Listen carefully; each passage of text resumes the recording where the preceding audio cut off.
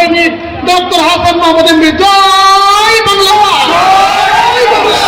বিসমিল্লাহির রহমানির রহিম। আলম লীগের প্রতিষ্ঠা বার্ষিকী উপলক্ষে আয়োজিত আজকের এই আলোচনা সভার সম্মানিত সভাপতি, আলম লীগের সম্মানিত সভাপতি ডক্টর আব্দুল মোমিন সিরাজি, আজকের এই সভায় প্রধান অতিথি হিসেবে উপস্থিত আছেন বাংলাদেশ আওয়ামী লীগের সংগ্রামী সাধারণ সম্পাদক, তিনবার নির্বাচিত সাধারণ সম্পাদক, গণপ্রজাতন্ত্রী বাংলাদেশ সরকারের সড়ক ও সেতু মন্ত্রণালয়ের সফল মন্ত্রী, আমাদের প্রিয় নেতা জনাব ওবায়দুল কাদের এমপি। আজকের অনুষ্ঠানে বিশেষ অতিথি হিসেবে উপস্থিত আছেন বাংলাদেশ আওয়ামী লীগ কেন্দ্রীয় কমিটির সংগ্রামী প্রচার সম্পাদক ডক্টর আব্দুল সোবহান গোলাপ। বিশেষ অতিথি হিসেবে আরো উপস্থিত আছেন বাংলাদেশ আওয়ামী লীগের ধর্ম বিষয়ক সম্পাদক অ্যাডভোকেট সিরাজুল মুস্তফা। আজকের সভায় উপস্থিত আওয়ামী ওলামা লীগের সাধারণ সম্পাদক সহ ওলামা লীগের সম্মানিত নেতৃবৃন্দ, ওলামা লীগের বিভিন্ন ইউনিট থেকে আগত সম্মানিত প্রতিনিধিবৃন্দ, আপনাদের সবাইকে আমার আন্তরিক সালাম এবং শুভেচ্ছা জানাই। আওয়ামী ওলামা লীগ আবার নতুন ভাবে পুনর্গঠিত হয়ে যেভাবে যাত্রা শুরু করেছে, যেভাবে বাংলাদেশের আলেম ওলামাদেরকে সংগঠিত করছে, তাদের পক্ষে কথা বলছে, এই জন্য আওয়ামী ওলামা লীগকে ধন্যবাদ জানাই। এই দেশে আলেম ওলামাদের জন্য আমাদের নেত্রী জননেত্রী শেখ হাসিনা যা করেছেন, বঙ্গবন্ধুর পরে আর কোন সরকার তা করেন নাই। এই যে পাশে বায়তুল মোকাররম মসজিদ, এই বায়তুল মোকাররম মসজিদের কোন মিনার ছিল না। জননেত্রী শেখ হাসিনা মিনার নির্মাণ করার উদ্যোগ গ্রহণ করেন। 96 সালে সরকার গঠন করার পর মিনারের ভিত্তিপ্রস্তর স্থাপন করেন, কাজও শুরু করেন। কিন্তু এরপরে সরকার পরিবর্তনের পর 7 বছরে মিনার নির্মাণ হয় নাই।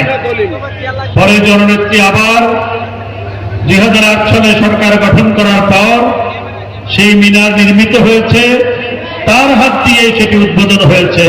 এটি আল্লাহর হুকুম ছাড়া হয় না। আজকে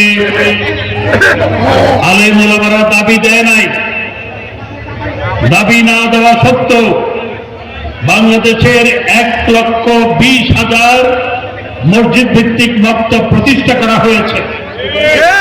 আলেম ওলামাদের দাবি ছিল না এটি জননেত্রী শেখ হাসিনা নিজ উদ্যোগে 1,20,000 সমগ্র বাংলাদেশে মসজিদ ভিত্তিক মক্তব প্রতিষ্ঠা করেছেন এবং প্রতিটি মক্তবের এক একজন আলেম 5200 টাকা করে ভাতা পায়।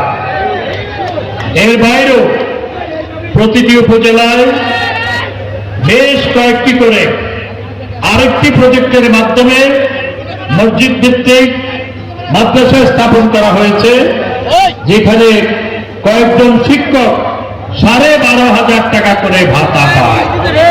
এগুলো আলেম ওলামাদের দাবি সেইভাবে ছিল না। আর আজকে প্রত্যেকটি উপজেলায়, প্রত্যেকটি জেলায় যে মসজিদ নির্মাণ করা হয়েছে, এমন দৃষ্টিরঞ্জন মসজিদ, 500 মসজিদ, এমন দৃষ্টিনন্দন মসজিদ, বাইরে থেকে তাকালে চোখ জুড়িয়ে যায়, ভিতরে ঢুকলে চোখ জুড়িয়ে যায়। পৃথিবীর কোন মুসলিম দেশে সরকারি উদ্যোগে এত মসজিদ একসাথে হয়েছে কিনা আমার জানা নাই, যেটি জননেত্রী শেখ হাসিনা করেছে। এই দেশের আলেম সমাজের ব্রিটিশ আমল থেকে দাবি ছিল একটি ইসলামী আরবি বিশ্ববিদ্যালয় প্রতিষ্ঠা করা, কিন্তু সেই দাবি কখনো পূরণ হয় নাই।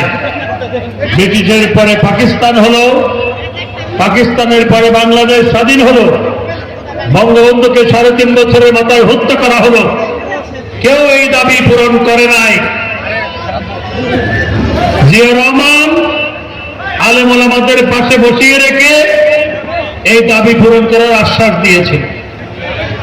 আর এরশাদ সাহেব তিনিও আশ্বাস দিয়েছিল, মূলা ঝুলিয়ে রেখেছিল যে মসজিদ ভিত্তিক মক্তব্য প্রতিষ্ঠা করা হবে আর ইসলামী আরবি বিশ্ববিদ্যালয় প্রতিষ্ঠা করা হবে। ওই মূলাটাই ঝুলেছিল, কিন্তু দাবি পূরণ হয় নাই। আর বেগম খালেদা জিয়া চেয়ারের মধ্যে বসে থাকত, দুই পাশে আলেমদের মাটিতে বসিয়ে রাখত। মাটিতে বসে তারা খালেদা জিয়ার তোষামোদী করত। খালেদা জিয়া মূলে ঝুলিয়ে রেখেছিল, মূলে ঝুলিয়ে রেখে আলেমদের দাবি পূরণ করে নাই। আমাদের নেত্রী জননেত্রী শেখ হাসিনা এবং শেখ হাসিনা আলেমদের 100 বৎসরের দাবি পূরণ করেছেন, ইসলামী আরবি বিশ্ববিদ্যালয় প্রতিষ্ঠা করেছেন। আর পৃথিবীতে মুসলমানদের হজের পরে সবচেয়ে বড় জামায়াত হয় টঙ্গীতে বিশ্ব ইজতেমা। সেই বিশ্ব ইজতেমার মাঠ জাতির পিতা বঙ্গবন্ধু শেখ মুজিবুর রহমান দিয়ে গিয়েছিলেন। ইসলামী ফাউন্ডেশন বঙ্গবন্ধু প্রতিষ্ঠা করেছেন। কাকরাইলের যে আপনার তবলিগ জামাতের মসজিদ, সেটি বঙ্গবন্ধুর আমলে প্রতিষ্ঠা হয়েছে। বিএনপি এবং তার দোসরেরা তারা মুসলমানদের ধর্মীয় অনুভূতি নিয়ে রাজনীতি করে, কিন্তু আলেম ওলামাদের জন্য তারা কিছু করে নাই, শুধু আলেম ওলামাদের ব্যবহার করেছে। আমাদের নেত্রী জননেত্রী শেখ হাসিনা আওয়ামী লীগ আলেম ওলামাদের ব্যবহার করে না, আলেম ওলামাদের জন্য কাজ করে। এই বিএনপি জামাত ইসরায়েল যে আজকে নির্বিচারে ফিলিস্তিনে গাজায় নারী ও শিশুদের হত্যা করছে, এটির বিরুদ্ধে একটি শব্দ বলে নাই।